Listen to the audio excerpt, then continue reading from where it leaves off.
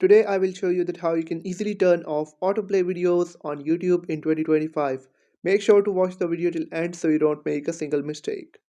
Guys, first of all you'll have to open up the YouTube app on your phone, and then you'll have to tap on your profile on the bottom right corner of the screen, and then tap on that gear icon on the top right corner to head over to the settings of your YouTube application.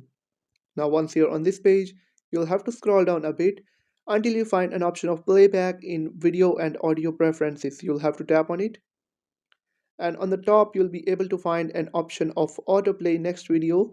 When autoplay is enabled, a suggested video will automatically play next, and you may sometime feel bad when a next video automatically plays while using YouTube application. So if you want to turn this off, you'll have to simply turn this toggle off, and that's it. You have turned off autoplay next video on YouTube. I hope you have found the video helpful. If you have found the video helpful, make sure to like the video and hit that subscribe button. And if you have any questions about the video, let me know in the comment section. Thank you.